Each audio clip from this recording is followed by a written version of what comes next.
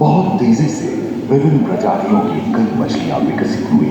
यहाँ जो विशाल मछली दिख रही है उसका नाम है टार्किलियोस्टस।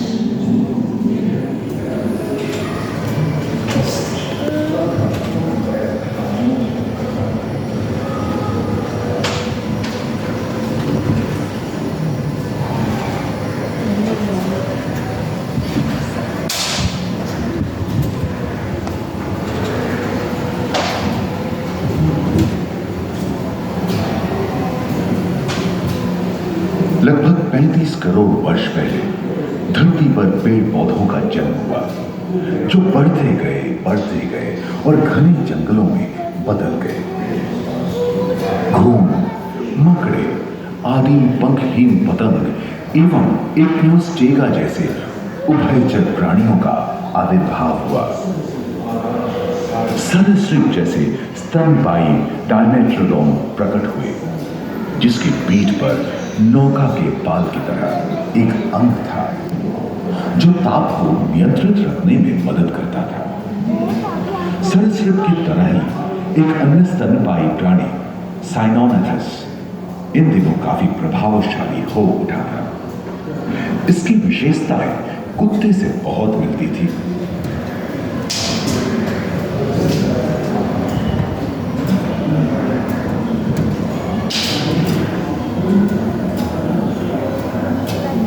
प्राय 1 मीटर तक पंख फैलाने में सक्षम दानव जैसा ड्रैगन फ्लाई, साथ ही 2 चिट्टे, बीवर एवं बिच्छू पृथ्वी के चारों ओर फैल गए थे। धरती में पाए जाने वाले अधिकांश कोयले ही कार्बोनिफेरस युग के मृत पौधे से उत्पन्न हुए थे, जो कि धरती के अंदर दब गए थे। उन दिनों पृथ्वी के 1/3 हिस्से में एकमात्र महादेश था जिसे पैंजिया कहा जाता था। जलवायु गर्म रहती थी।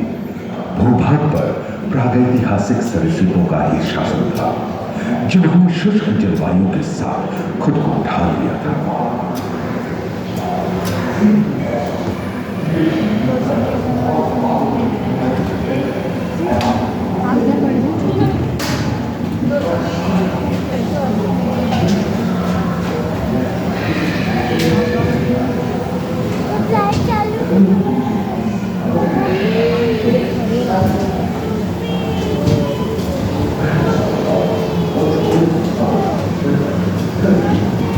मेढक, कछुओं और मगरमच्छों का जन्म लगभग 22 करोड़ वर्ष पहले इस धरती पर हुआ। प्रथम स्तनपायी जीव मेगाज़ोस्ट्रोडोन चूहे जैसे आकार का था। प्राचीन सरीसृप समाप्त होने लगे थे और उनकी जगह डायनासोर ने ले लिया था।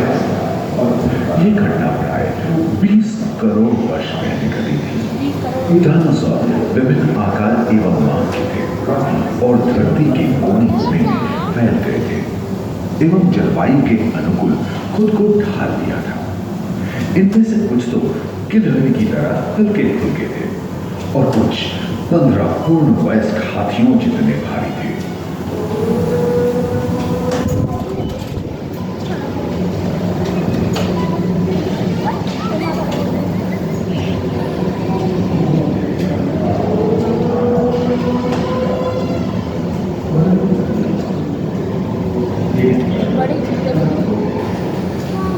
कुछ 4 पैरों से चलते थे तो सियलोफाइसिस 2 पैर वाले डायनासोर थे। ब्रेकियोसॉरस की लंबाई तो प्राय 23 मीटर थी, जो कि एक टेनिस कोर्ट की लंबाई जितनी थी, और इनका वजन 75 टन था। सरीसृप आकाश और सागर में भी छा गए थे। प्लियोसॉरस समुद्र में रहते थे। सबसे प्राचीन उड़न सरीसृप यूडीमॉर्फोडॉन हवा में उड़ते थे। इन्हीं दिनों प्रथम पक्षी आर्कियोप्टेरॉक्स का उदय हुआ।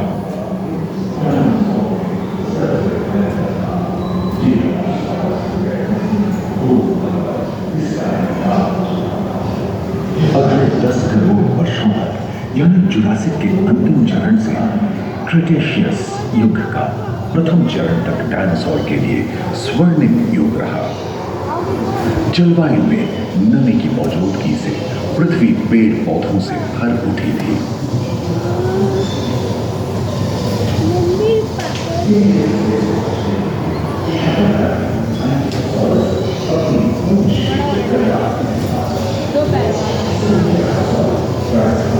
पैंजिया महादेश खंडित होने के कारण भारत एशिया की ओर खिसकने लगा था।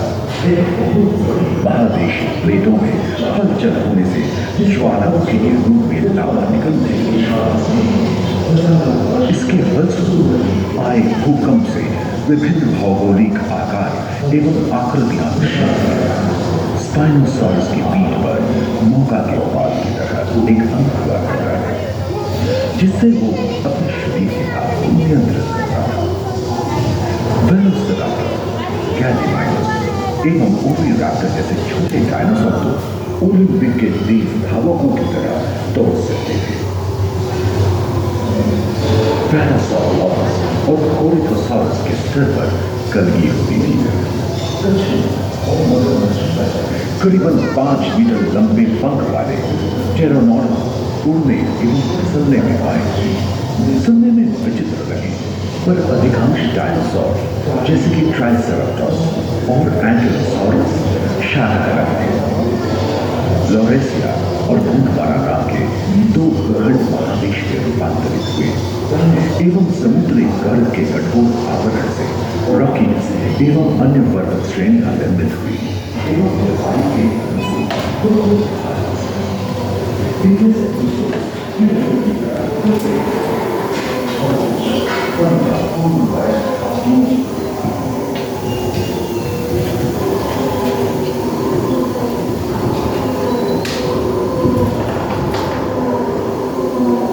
भूमध्य रेखा के पास आबहवा में उष्णता बनी रही, परंतु नदियां सूखने लगी थी एवं जंगल कम होने लगे थे।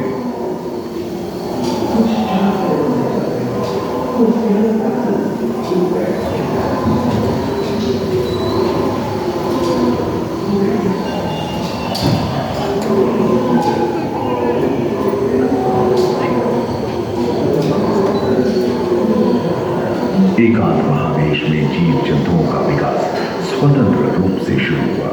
सबसे पहले पुष्प वाले पौधे धरती पर विकसित हुए एवं परागण के लिए कीट पतंगों के साथ संपर्क स्थापित हुआ। वे तेजी से धरती पर बढ़ने लगे। इसी समय पहली बार धरती पर सांपों का जन्म हुआ। डायनासोर में सबसे भयंकर था टिरानोसॉरस रेक्स। भूस्थल पर इसका ही राज चलता था। यह प्राय 12 मीटर लंबा यानी 2 मंजिला मकान के आकार का था।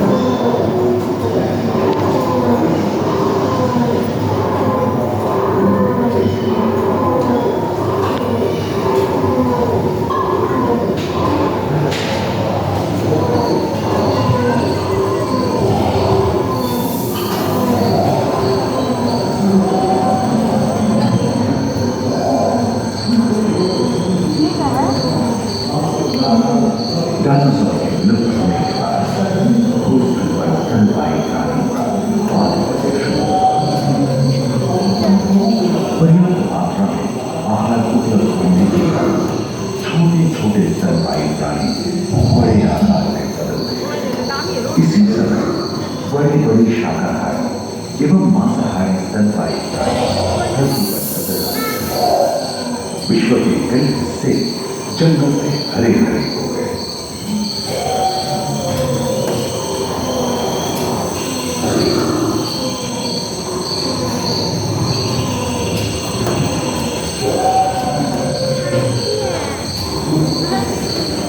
हाथी के पूर्वज डायनोथेरियन और घोड़े के पूर्वज यूहिपस की उत्पत्ति हुई, जो आज के हाथी और घोड़े में रूपांतरित हुए। लेमूर, टर्सियर जैसे प्राइमेट भी इसी युग में पैदा हुए। खोखली अस्थियों वाली आज के दिनों की पक्षी इन्हीं दिनों जन्मे थे। डायाट्राइमा जैसे बड़े एवं उड़ने में अक्षम पक्षी उन जगहों में रहते थे जहां मांसाहारी बड़े स्तनपायी प्राणी नहीं मिलते थे। एक एवं बंदरों का जन्म लगभग 1 करोड़ वर्ष पहले हुआ था। इस समय आदि मनुष्यों का भी आविर्भाव हुआ।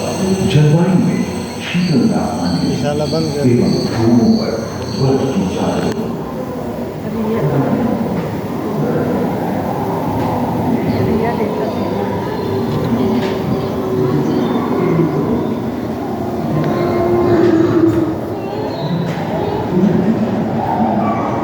पृथ्वी के लंबे इतिहास में झांके तो ऐसे कई मौके रहे हैं जब उत्तरी गोलार्ध के अधिकांश हिस्से बर्फ की चादरों से ढक गए थे, जो आइस एज के नाम से जाना जाता है। हम आज ऐसे ही एक आइस एज में रह रहे हैं जो 20 लाख वर्ष पहले शुरू हुआ था।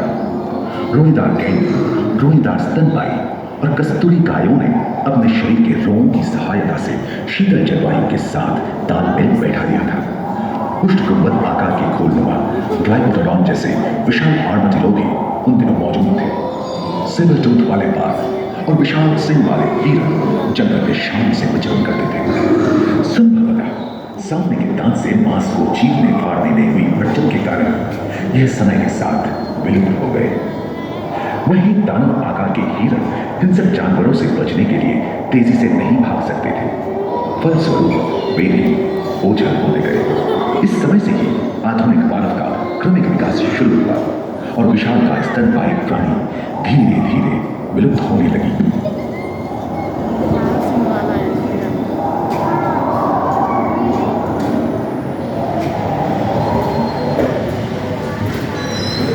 उम्मीद है कि आपको इस सफर में मजा आया होगा तथा जीवन विकसित होकर लाखों अन्य रूपों में परिवर्तित हो गए। दूसरे ध्रुव पर ह्यूमन पैनोरामा में मानव की यात्रा और विज्ञान और तकनीक तथा अत्याधुनिक तकनीक की भारतीय विरासत का भी इसी मॉल के पहले फ्लोर पर आनंद लिए।